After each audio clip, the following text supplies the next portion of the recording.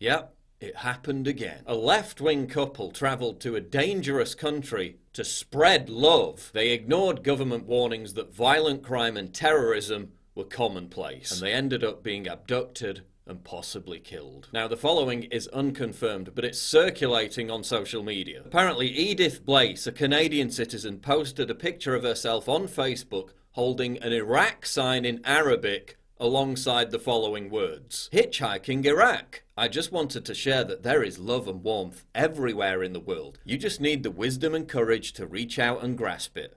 Open your minds and hearts. We are the people showing others that the world is a place in which solo females can travel to its far corners.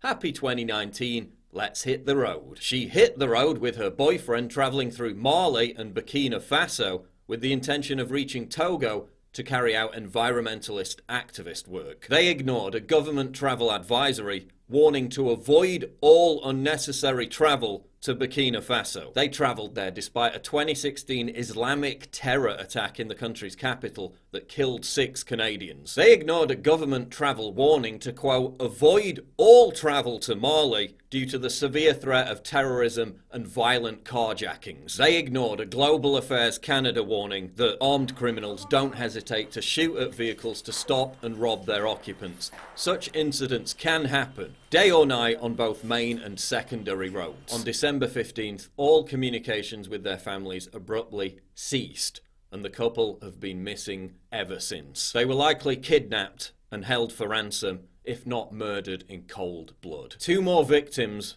of cultural relativism. The quixotic, progressive, utopian fantasy that all cultures are equal, and that our negative view of some parts of the world is just a manifestation of our own inherent racism. But the reality is quite different. Not all cultures are equal. Some cultures are better than others. Not all countries are safe. Some countries are safer than others. The most dangerous countries in the world are almost exclusively located in the Middle East and Africa. Don't believe me? Just look at any list. The Middle East and Africa. The same 2 continents from which Europe is accepting millions and millions of migrants. And while leftists like CNN's Ana Navarro can file their nails and roll their eyes, the fact remains. This is why we have borders, to keep out violent criminals and terrorists. Borders work. Walls work. Walls work. But if you import people from violent cultures and dangerous countries, then your own society is going to become more violent and more dangerous. You can't argue with that fact. Now, obviously, this isn't to say that you should just live like a hermit in fear and never travel anywhere. But if you visit violent, crime-ridden, poverty-stricken countries as a Westerner, with the pie-in-the-sky belief that everyone is as tolerant, open-minded and peaceful as progressives make out, with the urge to vacation in shithole countries just so you can come back and virtue signal about it to all your lefty friends, then eventually you're gonna run into trouble. And it's not just anecdotal evidence that strongly suggests these people put themselves at risk because of their erroneous innate progressive beliefs. There's science to back it up. A study by the University of Nebraska-Lincoln, reported on by Scientific American,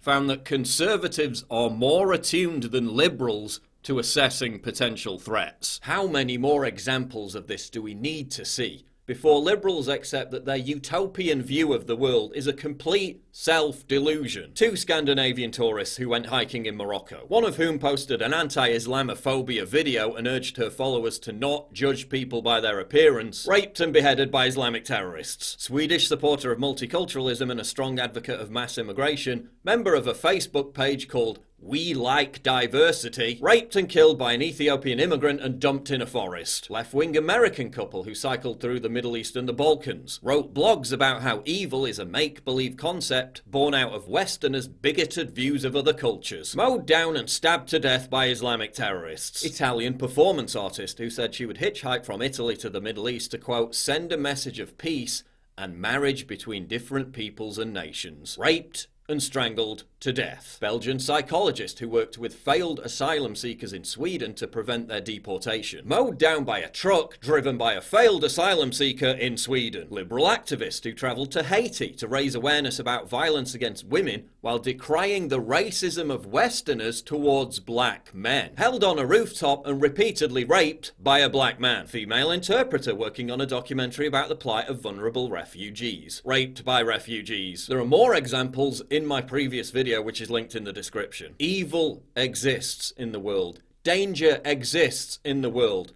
And those two things are more likely to exist in certain parts of the world than others. And just because the BBC or the Guardian or MSNBC or the Huffington Post tells you that such beliefs are only held by racists doesn't make them any less true. Projecting your own fanciful, progressive worldview onto other cultures doesn't eliminate the negative aspects of those cultures. It only increases the chance of you becoming another victim. Please click the big red button to subscribe. It really helps me when you do that, and click the bell to allow notifications so you never miss a new video.